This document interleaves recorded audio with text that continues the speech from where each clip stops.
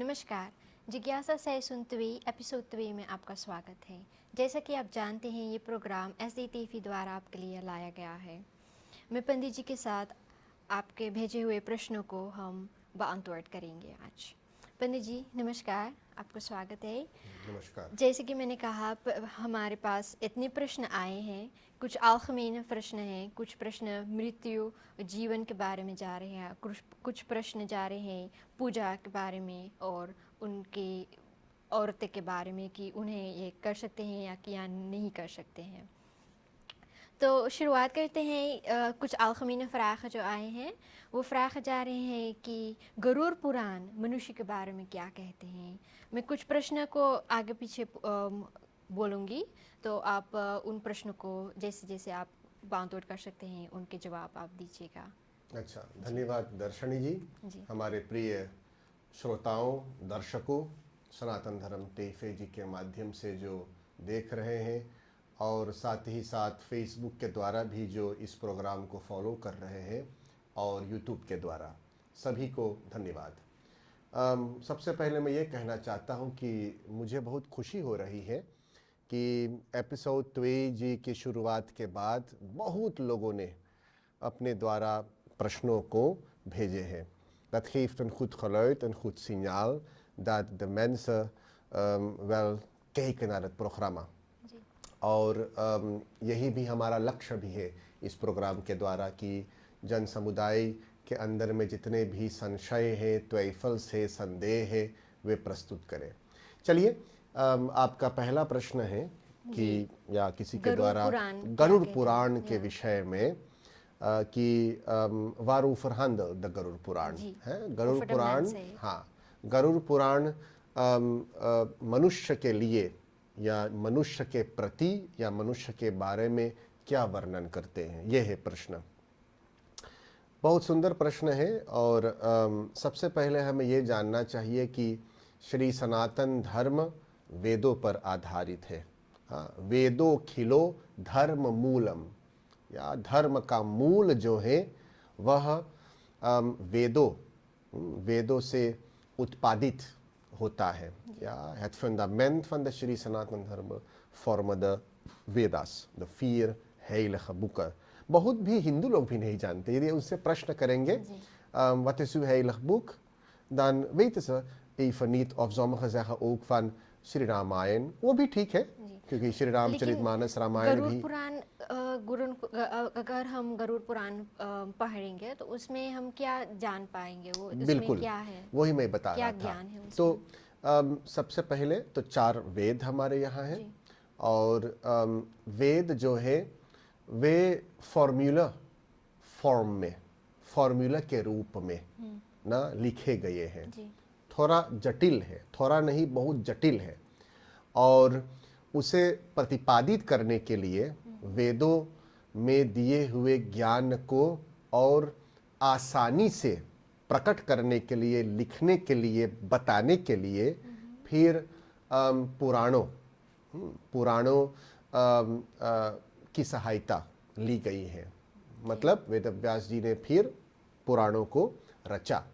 Dus de Puraans, we hebben 18 Puraans, 18 Up-Puraans en 18 Op-Puraans। ठीक है, तो पुराण वेदों के विषय को फिर आसानी से ना फिर प्रकट करते हैं, और उन पुराणों में से एक पुराण है गरुड़ पुराण। अच्छा। सबसे पहले मैं बता दूं कि श्री सनातन धर्म में हर एक विषय पर लिखा गया है, हर एक विषय पर टीका डाला गया है, हर एक विषय के बारे में आपको ज्ञान मिलेगा। घर को कैसे बनाना चाहिए, गाड़ी को कैसे बनाना चाहिए, हवाई जहाज़ को कैसे बनाना चाहिए ना, फिर वास्तुशास्त्र, फिर उसके बाद क्या हमें पकाना चाहिए, कैसे पकाना चाहिए। Over elke wetenschap is geschreven binnen de Sri Sanatan Dharma। और जो ज्ञान हमें प्राप्त होता है मृत्यु के बाद क्या होता है, या फिर मृत्यु से बिल्कुल पहले, the tijd voor de dood, omstreeks het doodgaan जी और फिर उसके बाद क्या होता है, इसके बारे में गरुड़ पुराण विस्तृत रूप से वर्णन करता है. मतलब एक मूल स्वरूप, सारांश स्वरूप, dus in als een samenvatting. Ja. Wat er dus gebeurt voordat een persoon komt te overlijden. Ja. Ja, ऐसे मनुष्य के अंदर में क्या भावनाएं उत्पन्न होती है. Hoe voelen de mensen zich, ja, voordat ze doodgaan. तो इसमें भी पापी भी होते हैं अच्छा. और सत्पुरुष भी होते हैं. ये आपके कर्मों के द्वारा निर्धारित किया जाता है. Ja, hoe je hebt geleefd. Ja? Ja. En op basis daarvan zul je, wat zul je meemaken, ja, voor de dood. En hoe is het proces om dood te gaan. क्योंकि बहुत लोग तो नहीं बता सकते हैं ना, जी तुम्हें फिर जीवित होना है या जीवित रहना है तो आप बता पाएंगे कि देखिए क्या होता है क्या नहीं होता है. ऐसी भावनाएं होती है ना, ठीक.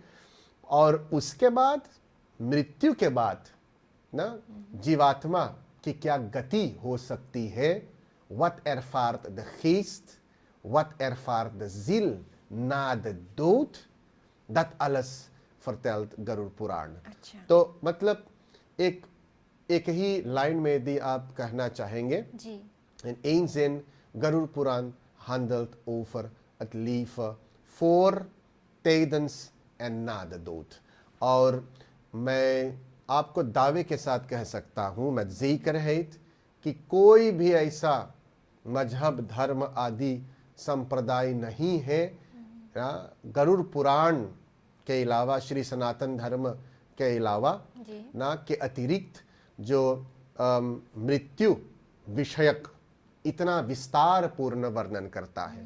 gaat u nergens vinden, alleen binnen de Shri Sanatan धर्म. इसीलिए ना हमारा यह संदेश है कि हर एक हिंदू को न केवल गरुड़ पुराण, अब गरुड़ पुराण की बात हो रही है, पर हर एक ग्रंथ को पढ़ना चाहिए, समझना चाहिए, उसके अनुसार भी कोशिश, ये प्रयत्न भी करना चाहिए कि इस ज्ञान के द्वारा अपने जीवन का निर्माण करे. Dus het is de bedoeling dat we ook de Garud Puran refererend naar deze vraag dan ook gaan lezen. बहुत लोग मेरे ख्याल से भी एक अनुवाद भी निकला है. Een vertaling is nu ook verkrijgbaar in het Nederlands. Internet पे भी मिलता है, पर आपको भी ध्यान देना चाहिए कि किसने अनुवाद किया है, wie heeft het vertaald, is het goed vertaald, etc.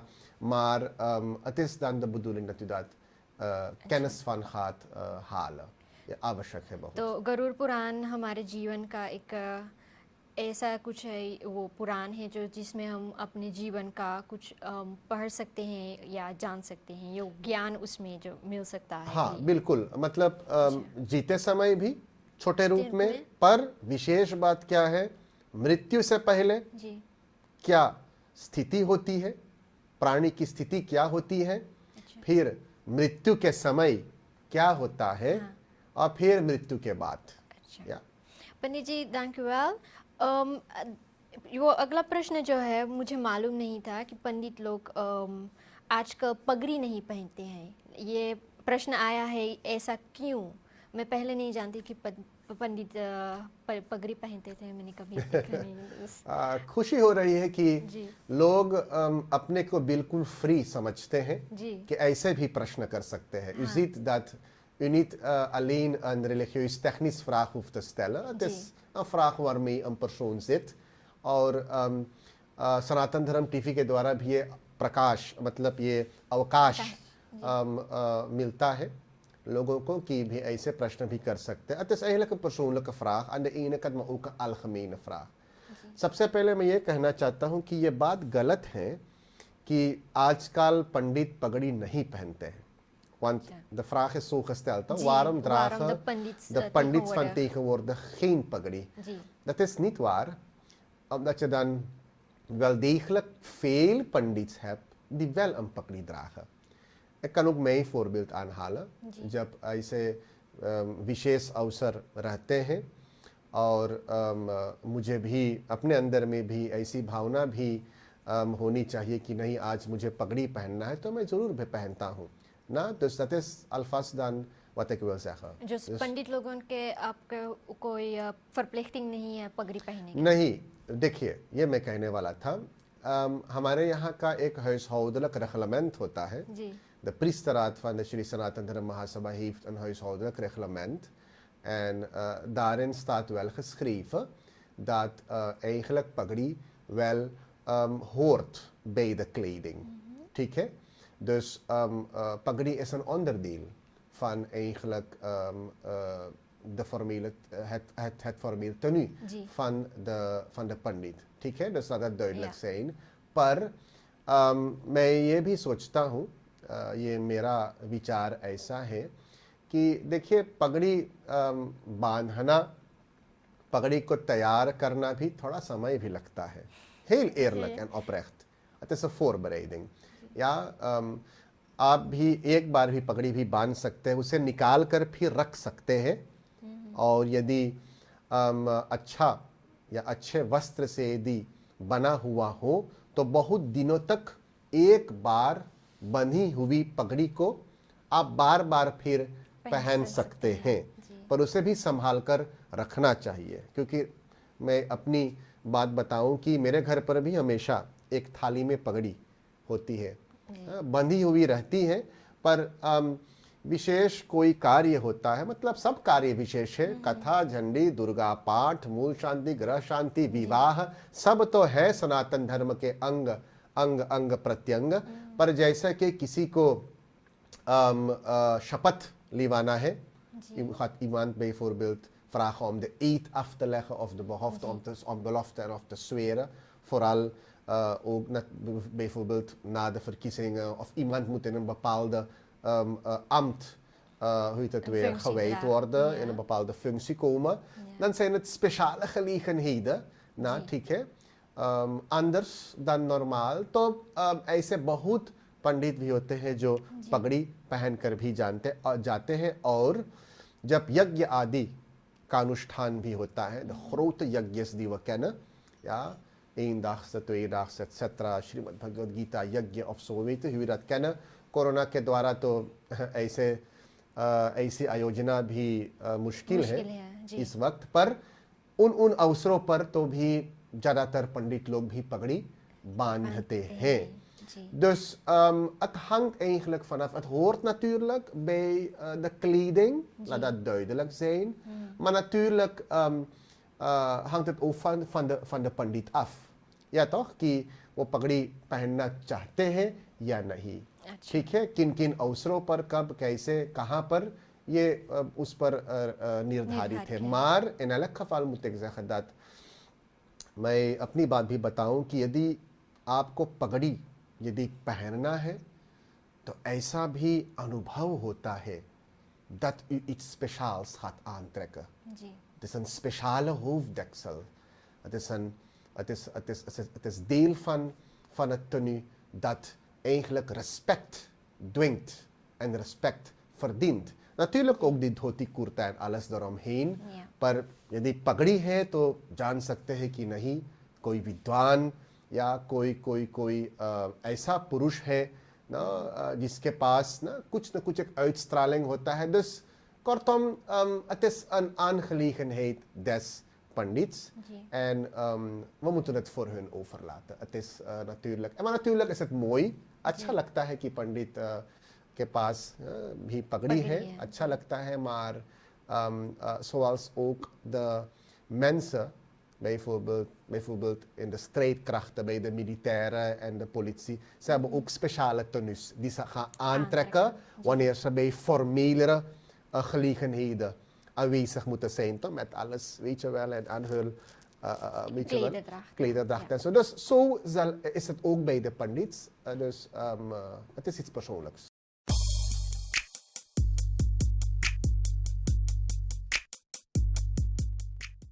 अच्छा पंडित जी जैसे कि आप बता रहे थे कि पगड़ी हम आप लोग पहनते हैं विशेष अवसर पर, तो आपने कहा शपथ के अवसर पर भी एक प्रश्न ऐसा भी आया है कि कसम खाना या शपथ लेना ये क्या या इसका महत्व क्या है और क्यों हमें ये शपथ लेना चाहिए?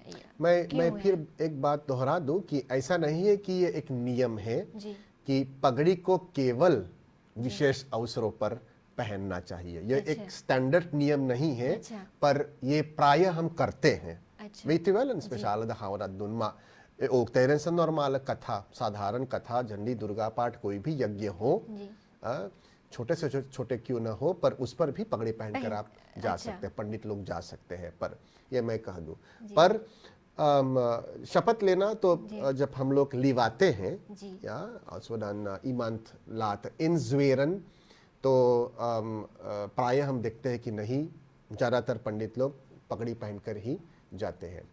शपथ वाली बात, शपथ का मतलब क्या है? Ja toch? ja U heeft het over zweren. Wanneer mensen zweren, wat dat betekent.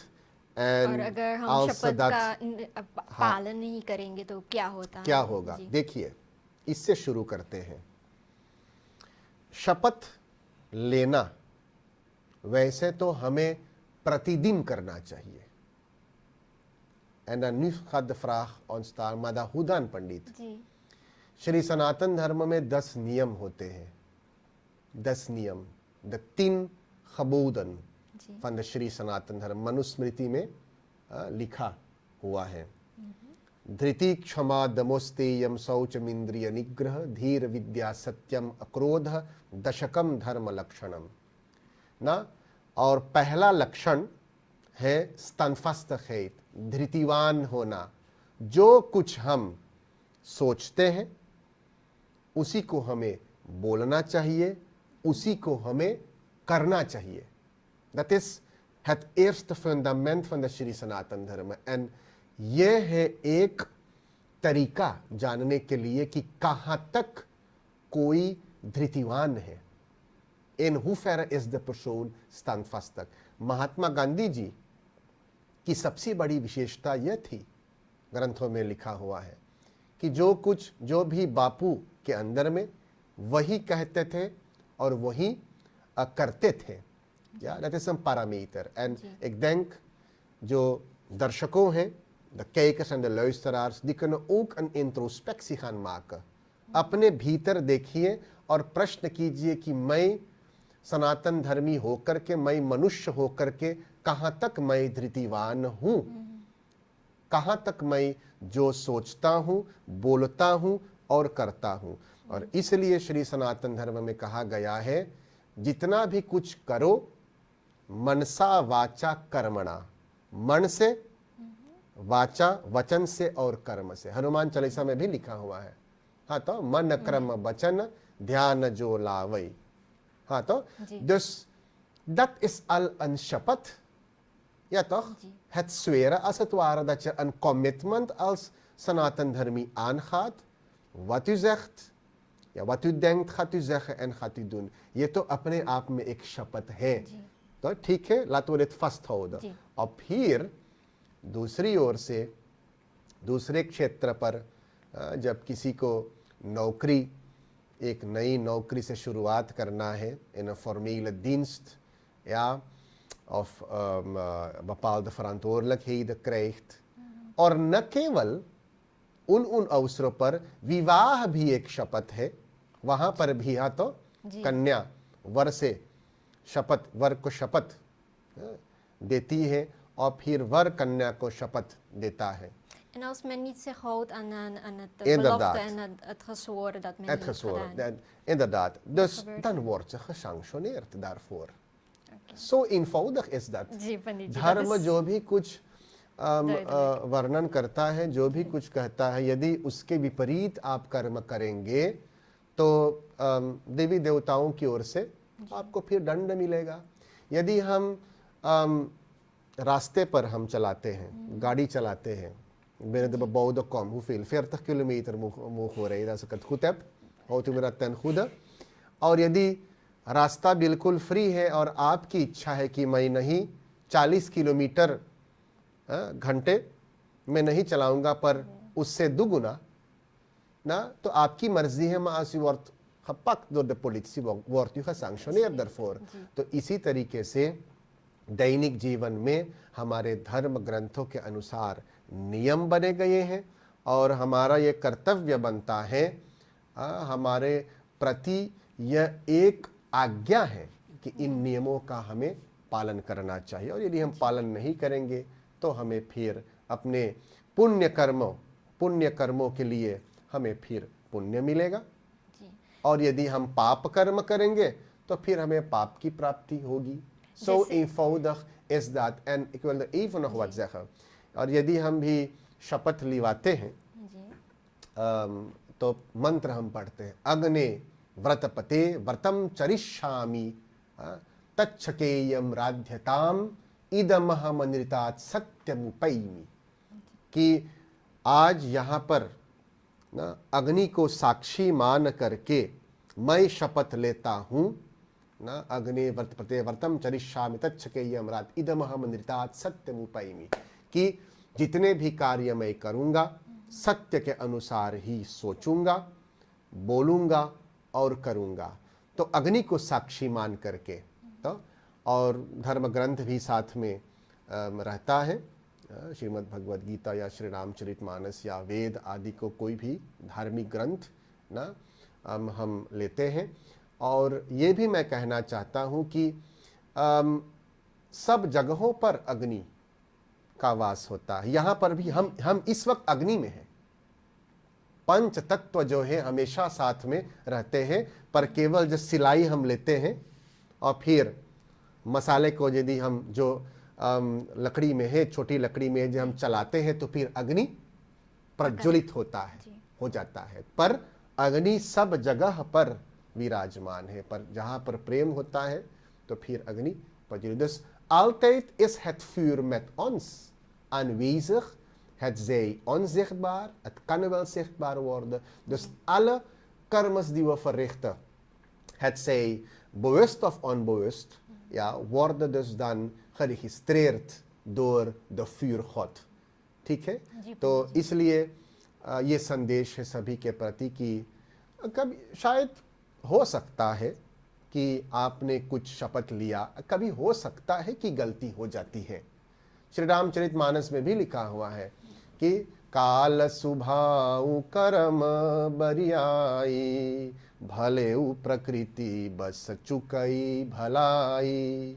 काल के स्वभाव से और कर्म की दुर्बलता से भले लोग भी ना, भले प्रकृति बस, भले लोग भी प्रकृति के वश में होकर के, माया के वश में होकर के फिर कुछ गलत कर देते हैं। Niet om dit te goed te spreken hoor, dat we allemaal fouten mogen maken. We moeten altijd attent zijn dat we geen fouten maken. Het gebeurt wel eens, maar we moeten leren uit die fouten en proberen steeds te streven naar perfectie। तो शपथ जो है अपने आप में जीवन से संबंधित है, हर एक समय, हर एक परिस्थिति में। अच्छा, जैसे कि हम ये प्रोग्राम रात के 8 बजे हर प्रति बुधवार को दिखाते हैं, वो भी एक कारण से, एक तरीके से एक शपथ ही है। बिल्कुल बिल्कुल, हाँ, एक शपथ है कि 8 बजे, क्योंकि यदि शायद कोई भी परिस्थिति के अनुसार हो भी सकता है, स्वाभाविक है, 5 मिनट लेट हो गया तो ऐसा भी समझ सकते हैं कि आपकी वाणी कट गई। और मेरे द्वारा भी हो सकता है, मैं कहता हूँ, या कोई भी पंडित या किसी के द्वारा भी कोई अस्प्राक बना हुआ हो कि मुझे इस समय पर वहाँ पर रहना है और वहाँ पर लेट है आप, या तो समझ लो कि आपकी वाणी कट गई ना। तो इसीलिए भी धर्म ग्रंथ कहते हैं कि जिसका ऐसा प्रयास रहता है कि जो भी कुछ सोचते हैं, बोलते हैं और करते हैं वे उसी तरीके से परिपूर्ण होता है, वे एक सत्यवादी बन जाता है। उसका मतलब है अपनी वाणी से यदि कुछ भी कह दे, तुम्हारा भला होगा या तुम्हारा अनहित होगा, तो हो भी जाएगा। क्योंकि ऐसे पुरुष, ऐसे मनुष्य के अंदर में न सत्यवादन के प्रतिपालन करते करते करते अंदर में शक्ति की उत्पत्ति हो जाती है। तो कुछ भी बोल दे भी हो जाए, om dat du altijd stipt है, सत्य सोचे हैं, बोले हैं और करे हैं। इसीलिए हमारे यहाँ कहा गया है कि साच बराबर तप नहीं, झूठ बराबर पाप, जाके हृदय साच है, ताके हृदय आप। मतलब सबसे बड़ी तपस्या क्या है संसार में? सच बोलना, सोचना और करना। साच बराबर तप नहीं। और सबसे बड़ा पाप लोग जानना चाहेंगे ना पंडित, सबसे बड़ा पाप क्या है? तो यहाँ लिखा हुआ है कि झूठ बराबर पाप, झूठ बोलना। और जाके हृदय साच है। भगवान कहते हैं जिसके हृदय में सच्चाई होती है, जिसके हृदय में साच होता है, जाके हृदय साच है, ताके हृदय आप, उसी के हृदय में भगवान निवास करते हैं। ठीक है। और ईश्वर की प्रेरणा ना होने लगती है और इन मनुष्यों के जीवन जो है बहुत ही पुण्यवान हो जाता है। बहुत धन्यवाद पंडित जी। मैं सोचती हूँ कि इतनी जिस तरह के इतलाह दिया है वो बहुत दर्दनाक है हमारी जनता के लिए। हम चलते हैं, कुछ विशेष प्रश्न आए हैं मृत्यु और जीवन के बारे में। तो ये अगला प्रश्न है कि आरती जिसका ध्यान हो गया है, वो आरती या उनका सिर किस ओर रखना चाहिए और आरती किस तरह से लेना चाहिए, वो जो मृत हो गया है?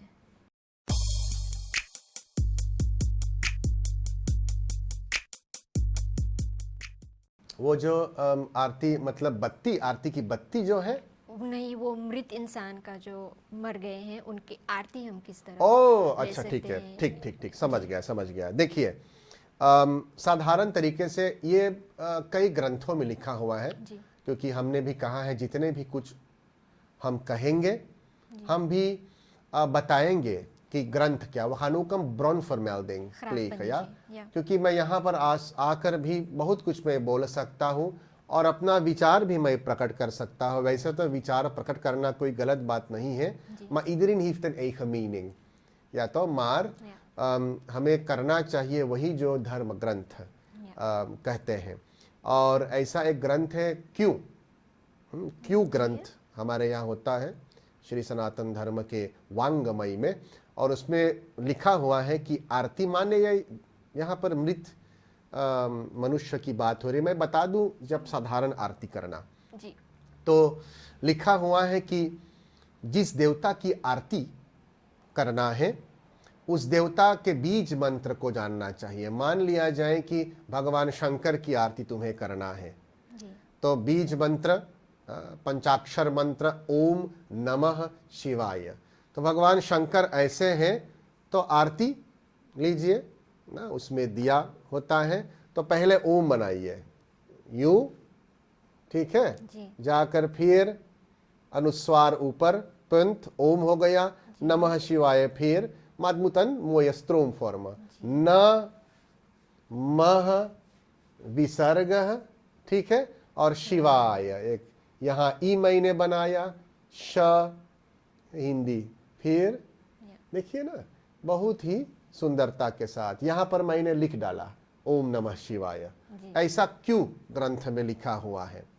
ठीक, ये एक तरीका है, पर श्री सनातन धर्म में एक रास्ता नहीं है, क्योंकि उसके अतिरिक्त भी ग्रंथों में लिखा हुआ तीन अंक जो है खताल द्री ऐसा खलुक्स खताल, तीन काल है, भूतकाल, वर्तमान काल, भविष्य काल, ठीक है। तीन गण, देव, असुर है, देव है, असुर मनुष्य है ना, तो तीन लोक है ना। वैसे तो 14 भुवन है, 14 लोकों का भी वर्णन किया गया है, ठीक है। पर पाताल, धरती, आकाश वैसे तो है भूर्भुवस्सुः जनः मह सत्यम आदि, और तल, वितल, सुतल, तलातल, रसातल आदि ये सब ना। पर तीन देखिए, एक माहिस खताल है तो लोग भी 3 बार आरती करते हैं, रस अलखमीन फो अल देवी देश, और तो हर एक वो 3 बार जो हम आरती करते हैं वो समय met de klok mee met de klok of mee. tegenover Ja, de klok? ja, met de klok mee. Ja. Ja, we zouden zeggen anticyclonaal. Ja. Ja, met de klok mee. ठीक है. और वैसे भी साधारण तरीके से ik kom op die vraag hoor, op het antwoord, maar dit vind ik ook belangrijk, want vaker wordt ook de vraag gesteld, maar niet कितना time चाहिए आरती करे के ना. eigenlijk चाही शब्द सनातन धर्म में नहीं है. ही शब्द, ऐसा ही, dit moet zo नहीं. श्री सनातन धर्म में शब्द है भी, ऐसा भी हो सकता है. तो 3 बार आरती. मैंने कहा कि क्यों ग्रंथ में एगो फोरबिल्ड ऐसा लिखा हुआ, बीज मंत्र को देखकर फिर बीज मंत्र को अपने मन में रखकर फिर आरती को ना उसी तरीके से आपको बनाना. पर फिर हिंदी का ज्ञान तुम्हें भी होना चाहिए ना. ऐसा बहुत लोग भी करते हैं ऐसे यूं, तो बहुत लोग सोचेंगे क्या कर रहे हैं भक्त, क्या कर रहे हैं, पर वही कर रहे हैं जो एक धर्म ग्रंथ में लिखा हुआ हो. पर वैसे तो एक अंक की भी महिमा है. एकम सबकी प्राभोदान, तो एक बार भी आरती कर लेते हैं, ये भी एक जगह पर लिखा हुआ है. 3 बार की, 7 बार की आरती भी ना, 7 की महिमा भी. 7 सप्तवचन है जो हम 4 वचन तो है वास्तव में, 3 तो लौकिक के अनुसार उसे जोड़ दिए गए हैं, पर 7 तो करते हैं. तो हर एक अंक elk getal heeft iets bijzonders. तो उसके द्वारा फिर हम उसे प्रयोग में कर्मकांड आदि ग्रंथ में लाते हैं. दैट इज डन ओवर आरती ना. तो चाहे अब 1 बार करो, 3 बार, 7 बार, प्रमाण तो मिलते हैं. या फिर बीज मंत्र के अनुसार फिर उसके आकार के द्वारा फिर आरती कीजिए, पर भक्ति तुम्हारी शुद्ध हो, ये एक विशेष बात है. शुद्ध हो तुम्हारी भक्ति ना. और जो प्रश्न आपने किया था मृत, हाँ, मृत के विषय में, जो मरे हुए हैं, तो लिखा हुआ है कि पितृतीर्थ से कीजिए. पितृतीर्थ हमारे यहाँ देव तीर्थ है हाथ पर ना, हाथ पर देवी देवताओं के प्रति यदि कुछ करना है, ऐसे इन verschillende wijzen die wij kunnen gebruiken. Ja, dus de handpalm, इसे कहते हैं करगत, कर के कर हाथ जो है. dus पितरों के लिए प्रेत और पितरों के लिए फिर पितृतीर्थ का हम प्रयोग करते हैं. dus tussen de duim en de wijsvinger, अंगुष्ठ और तर्जनी के बीच, इस रेखा को या रेखा के द्वारा या रेखा के सहारे से फिर हमें कार्य. dus वैसे जो लिखा हुआ है omgekeerd, उसका तो प्रमाण नहीं मिलता है. अच्छा, omgekeerd dan moet gaan draaien tegen de klok, maar pitriतीर्थ में, dus als dit bijvoorbeeld die dia zou zijn, dan houdt u hem dan, hoe heet het weer, zo, पितृतीर्थ करना. और फिर साधारण तरीके से आप वैसे ही एंटीसिक्लोनल मध्य क्लॉक में फिर आप आरती आदि कर सकते हैं. और शायद ऐसा भी हो सकता है ना कि कोई ऋषि मुनि का प्रमाण हो, या हो सकता है, dat ga ik niet uitsluiten, क्योंकि हमारा वांग्मय जो है इतना विस्तृत है, और जो कहते हैं कि juist omgekeerd, उल्टा चलाना है. पर जहाँ तक हमें मालूम है तो इन तीर्थों के द्वारा, तीर्थों के सहारे को लेकर फिर हम कार्य करते हैं. और जैसे कि यहाँ पर प्रजापति तीर्थ है, या देसलैन, इस प्रजापति तीर्थ, पंचामृत को फिर हमें फिर प्रजापति तीर्थ के द्वारा फिर ग्रहण करना चाहिए. यूं पंचामृत को लीजिए, सबसे पहले सिर पर लाना चाहिए और फिर यूं पंचामृत को ग्रहण करना चाहिए. और आजकल के ज़माने में देखता हूं कि लोग पीने के बाद फिर हाथ पोंछ लेते हैं बाल में. ये कोई लिखित नियम नहीं है. अच्छा, शायद रुमाल पास में नहीं है, टिश्यू पास में नहीं है, और शायद एक भक्त या किसी के द्वारा ऐसा हुआ हो, ना रहा हो रुमाल, और फिर ओकर बाद पी के चुप्पे से पोंछ ली. ऐसे एक ने किया, 2-3 ने देखे, और फिर उसके बाद सभी लोग करने लगे. तो ऐसा मत कीजिए. पंचामृत ग्रहण करने के बाद फिर अपने हाथ को पोछो बाल में ना, चुटी वुटी आ जाए भी हाँ, तो it is nicht so netjes, Gut मीठा हाँ है। मीठा है, पर साथ में रुमाल रखो। पर हमारे यहाँ श्री सनातन धर्म में पोछने की बड़ाई नहीं है, धोने की बड़ाई है। वसन दत मुतो व ऐंख लग दोनों। मैं तो हमेशा कहता हूँ यही यदि कहीं पर कोई पशु के द्वारा गंदगी की गई हो, ja, is ontlasting ergens bijvoorbeeld, moel, adi, किसी bedoel heeft ergens zijn behoefte gedaan, और यदि आप उसे छू ले, क्या आप पूछेंगे? नहीं ना, je gaat altijd proberen te wassen. Dus wassen is bij ons geschreven, हाथ धोना, फिर पोछने की जो रीति रिवाज है वो यहाँ vanuit het Westen hebben we dat geleerd, vegen en zo. Maar we doen het allemaal weer. Maar laten we proberen. Misschien ga je dit echt tijdens een gelegenheid kunnen doen om direct ergens een kraan te vinden. Oké, voor dat moment, आरती आपको मिली, फिर उसके बाद पंचामृत प्रसाद पोछ लो, maar als je gaat eten of zo, of als je naar huis gaat. आजकल के ज़माने में, corona के ज़माने में तो है वो overal, hoe heet het weer, om te sanitize. Kan je mee nog leven, maar belangrijk is shuddhi, reinheid. Pandit ji, over nog de nabestaanden is er nog een vraag. Ja, het gaat meer over op welke kant moet de lijk dan geplaatst worden? Welke kant moet de hoofd van de overledene dan geplaatst worden?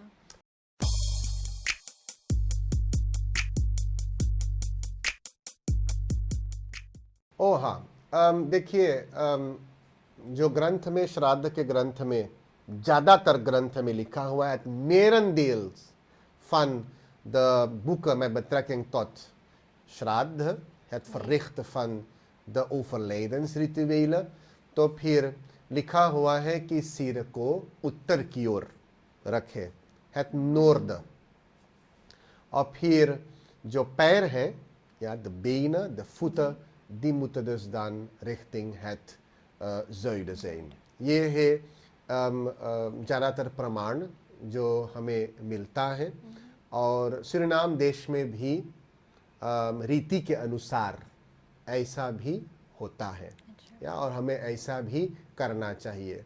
और ऐसे बहुत लोग हैं जो प्रसिद्धि के लिए, voor bekendheid, gaan ze juist iets anders willen doen en apart. Weet je, om interesse te trekken en, weet je, en op te vallen. ऐसे भी बहुत लोग होते हैं, पर वो तो केवल अपनी बड़ाई के लिए, अपने बड़प्पन के लिए ऐसे करते हैं। पर हमें भी जानना चाहिए, laten we wel degelijk rekening houden कि रीति रिवाज जो है, जो भी प्रामाणिक भी है, ऐसे भी कुछ है जो अप्रमाण भी है। हम लोग लोक परंपरा के द्वारा भी करते हैं, volgens de civilisatie en de overlevering. Dat doen we ook. Dat doen we ook. Je hebt geschreven regels, maar ongeschreven regels ook. Daarin moeten we rekening houden. पर वेद में एक भी धातु बताई गई है, और वह है विद्रिलाभ, जो लोकोत्तर में लोकप्रद हो। Ja, wat u dan doet aan rituelen, weliswaar misschien niet geschreven in de heilige boeken, maar volgens overlevering, ja, wel die wij verrichten. Daarin moet je ook rekening houden. Dus het moet eigenlijk een balans zijn. Pandit ji, over de rituelen gesproken, एक प्रश्न ऐसा भी आया है कि श्राद्ध क्रिया wanneer is het voldaan, और इस विषय में महापात्र के क्या महत्व है? हाँ, देखिए, वैसे तो श्राद्ध पर श्री सनातन धर्म के द्वारा बहुत कुछ कहा गया है, मतलब धर्म ग्रंथ तो है ही, maar wij als vereniging Sanatandhara Mahasabha Suriname, we hebben over heel Suriname hebben we sessies gehouden.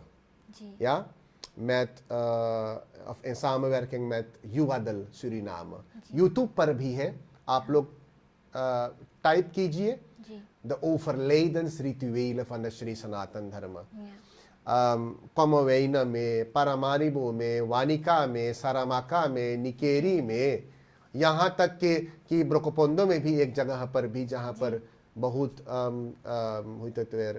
हिंदुओं का निवास स्थान है, वहाँ पर भी श्राद्ध क्रिया के बारे में न केवल मैं, पंडित श्रवण राम सुरीत के साथ, उसमें पंडित ठाकुर महताब सिंह जी थे, पंडित चित्राम घिसाई दुबे जी थे, पंडित बेंदा मिश्र जी थे, ऐसे ऐसे और कई पंडितों द्वारा इस पर टीका डाली गई थी।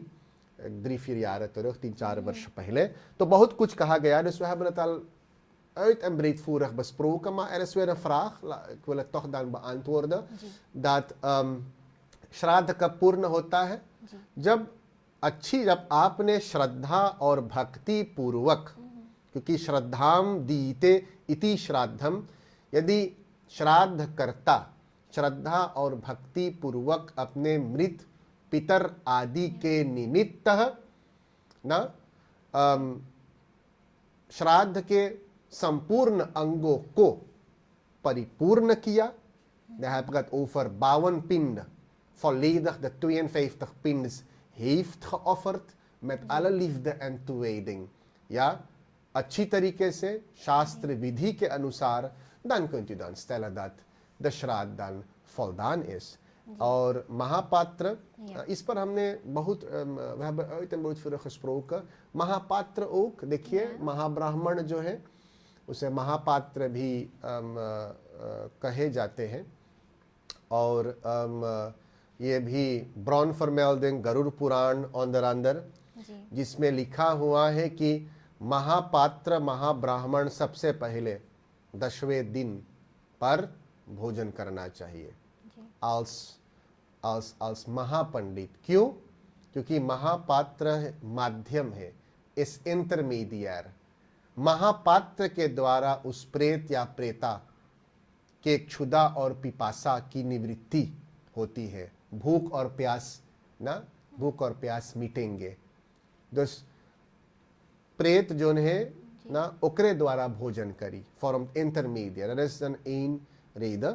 और फिर उसके बाद जो आदि ब्राह्मण होते हैं फिर 12वें दिन पर फिर भोजन आदि करेंगे, that is dan één. और गरुड़ पुराण में ऐसा लिखा हुआ है कि महाब्राह्मण को होना चाहिए जरूर. Het is verplicht. Laat dat duidelijk gesteld worden. Ja, ऐसा लिखा हुआ है. पर महाब्राह्मण एक कम होने के कारण, dat moet gezegd worden, er zijn relatief weinig महाब्राह्मण्स in Suriname, 1. En daardoor is hoogstwaarschijnlijk dan ontstaan dat bepaalde families dan geen mahapatras hebben genomen en dat is dan door zo overgedragen. Ja toch? ना पंडित हमारे परिवार में ना हुए हैं महाब्राह्मण के कार्य. महाब्राह्मण के मतलब dat heeft ook een reden. Dit is een van de mogelijke redenen, potentiële redenen waarom hindoes van nu op de 10e dag geen महाब्राह्मण willen hebben. Maar het is in principe verplicht. ठीक है? तो ये एक कारण हो सकता है कम होने के कारण. और यदि महाब्राह्मण नहीं है, of kijk, u gaat proberen als Pandit de mensen te overtuigen, चाहे महाब्राह्मण, ऐसा लिखा हुआ है, ठीक है. Maar u heeft natuurlijk mensen waar het een beetje moeilijk gaat, ja, en al maar niet willen, etc. Ja, dan hebben wij als pandits een uitsluitsel hiervoor bedacht, een oplossing. देखिए, ये एक नियम नहीं है, maar een oplossing.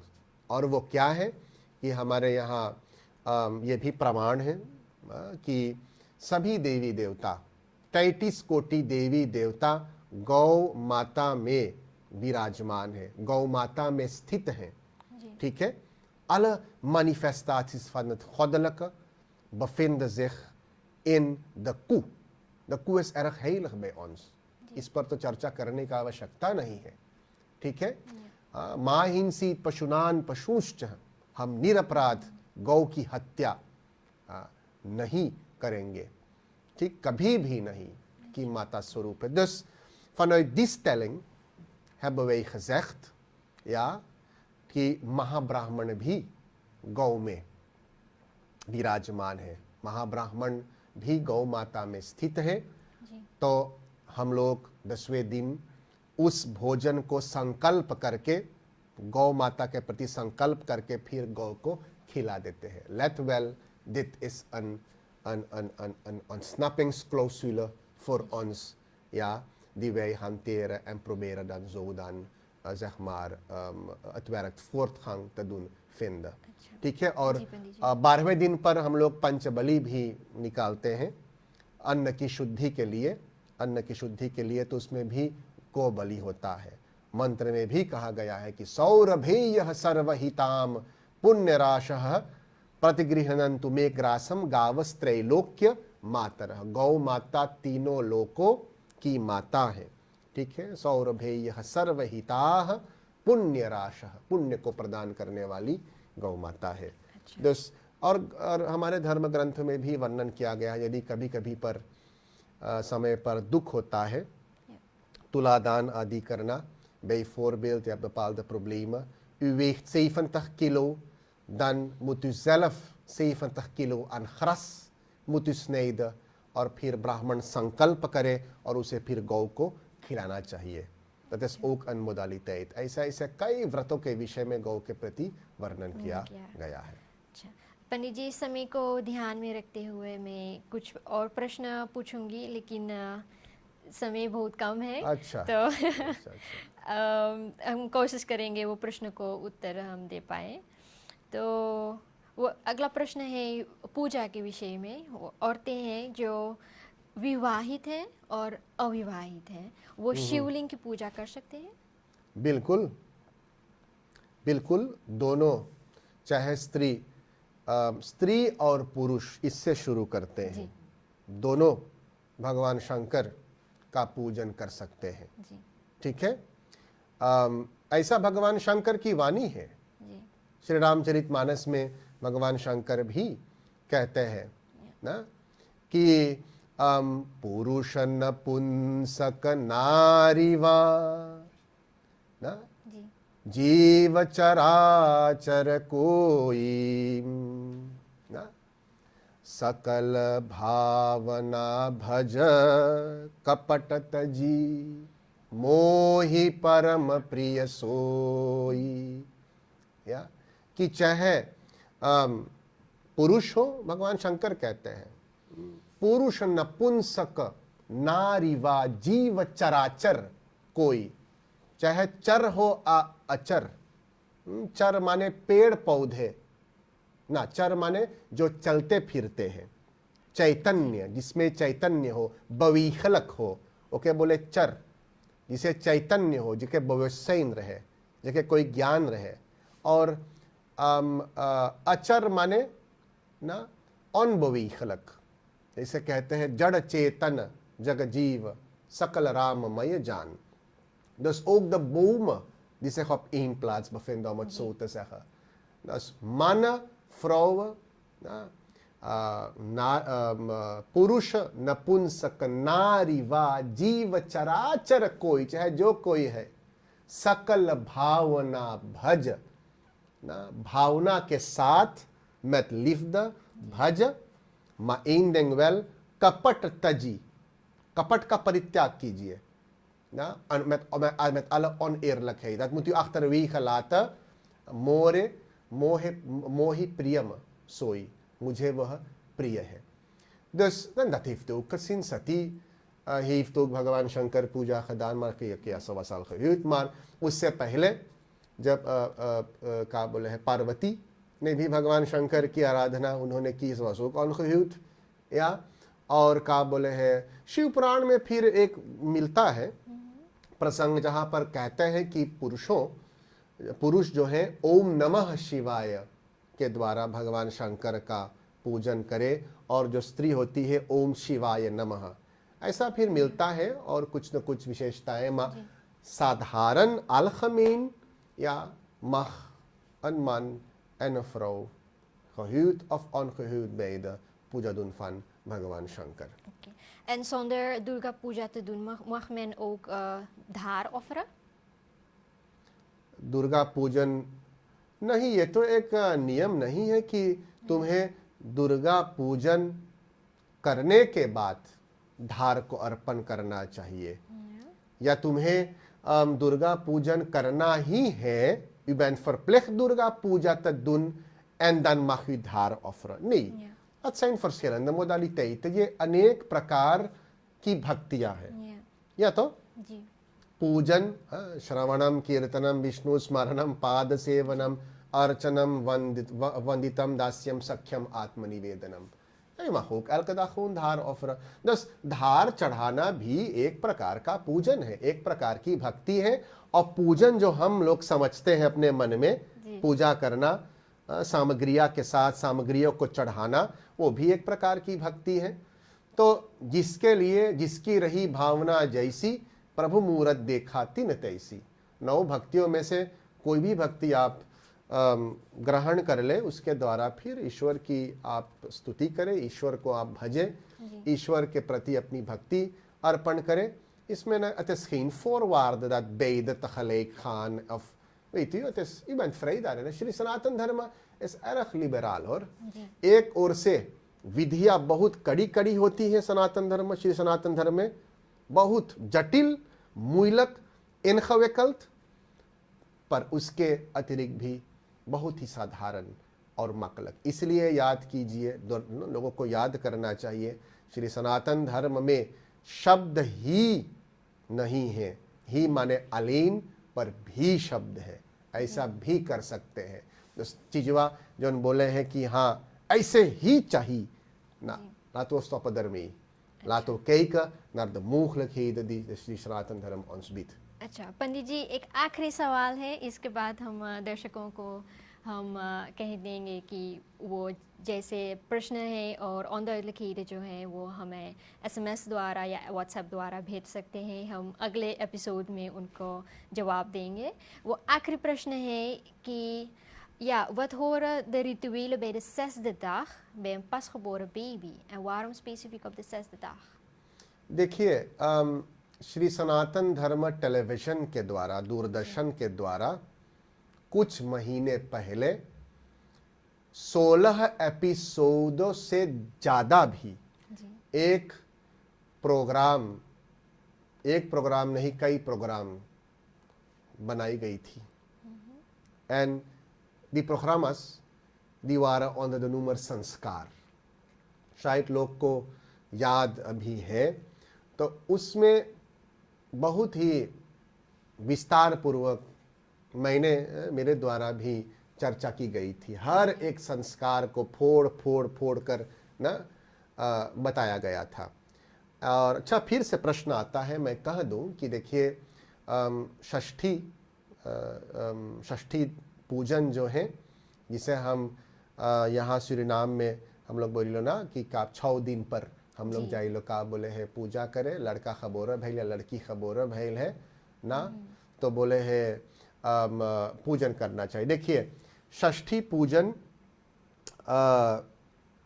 किया जाता है ऐसा संस्कार विधि, ब्रॉनफॉर्मेल्डिंग संस्कार विधि, माधवाचार्य का संस्कार विधि लोग देखकर पढ़ सकते हैं कि न केवल 6 दिन पर, तच्च 5 दिने व 6 दिने, het kan ook op de 5e dag, 5e of 6e dag, laat dat duidelijk zijn। पर सूरीनाम की रीति है कि नहीं, हम 6 रोज पर करते हैं, ठीक है, हो गया है। Het kan en mag ook op de 5e dag hoor, maar Suriname 6e dag, laten we daaraan vasthouden। 1 संस्कार विधि में लिखा हुआ है माधवाचार्य का। फिर दूसरी चीज क्या है कि क्यों होता है, तो वही ग्रंथ में लिखा हुआ या ग्रंथों में लिखा हुआ है कि सूतिका और जन्मा हुआ बालक या जन्मी हुई बालिका की अरोगता के लिए, so dat ze bevrijd raken van eventuele oplopende ziekten na de geboorte, फिर षष्ठी देवी को ना मनाई जाती है देवी को। Dus voor de bescherming van het pasgeboren kind en moeder wordt षष्ठी पूजन gedaan, moet षष्ठी पूजन worden gedaan। षष्ठी देवी को हम फिर प्रार्थना विनती करते हैं। ज़्यादा तरीके से स्त्रियां षष्ठी पूजन को करती हैं, या और उसमेमें भी वर्णन किया गया है कि गणपति जी का पूजन करना चाहिए, जन्मदाता देव, षष्ठी देवी, और फिर शास्त्र देवी, गर्भाशास्त्र देवी का भी पूजन उसमें होता है। तो en waarom ook 6 op de 6e dag षष्ठी देवी de naam zegt het al. प्रथमम शैलपुत्रीति, द्वितीयम Brahmacharini, तृतीयम चंद्रघंटेति, कूष्मांडेति, चतुर्थकम पंचमम स्कंदमातेति, षष्ठम कात्यायनीति च। कात्यायनी देवी कई ग्रंथों में भी बताए गए हैं कि वही षष्ठी देवी, वैसे तो सब एक ही स्वरूप है। तो कात्यायन, सवारी भी कात्यायन देवी की है। एक मार्जार, मार्जार ओकर voertuig बा, ओका मतलब अंकत इस voertuig।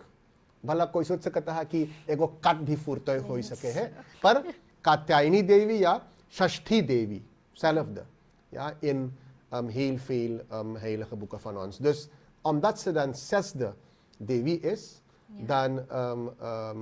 dan op de 6e dag. En ik wil ook een belangrijk ding vermelden, क्योंकि सनातन धर्म में जो भी कुछ हम करते हैं उसके पीछे भी वैज्ञानिक कारण होते हैं। हमें कोई विज्ञान की आवश्यकता नहीं है।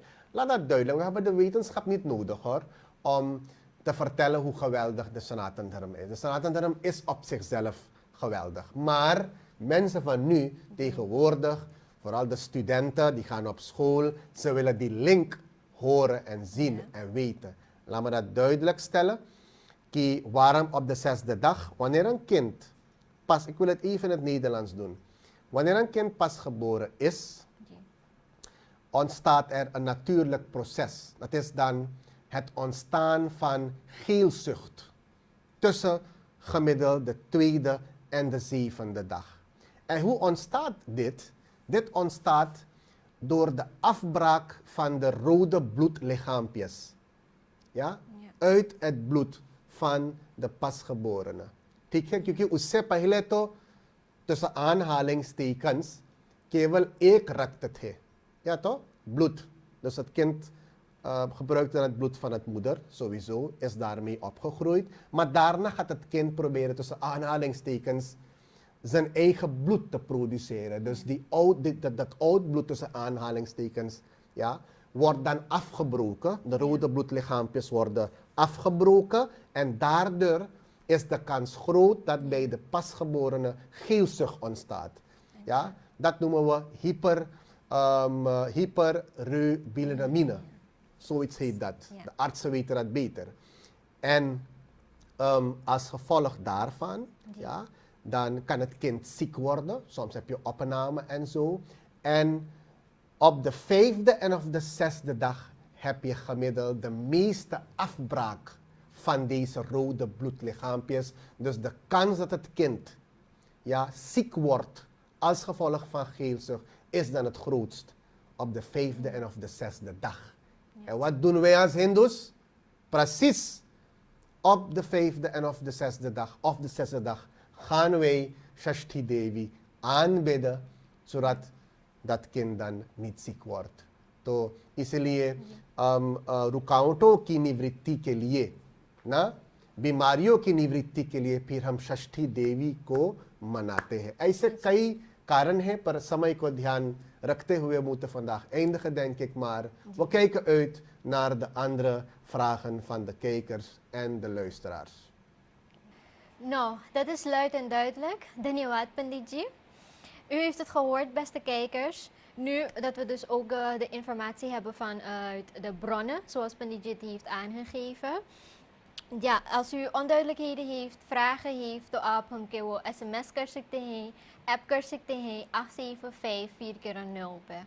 ये प्रोग्राम हर प्रति बुधवार रात 8 बजे दिखाया जाएगा और herhaling है zaterdag को 7:15 और रविवार को जो कि zondag है वो herhaald किया जाएगा 2 बजे। धन्यवाद, नमस्कार।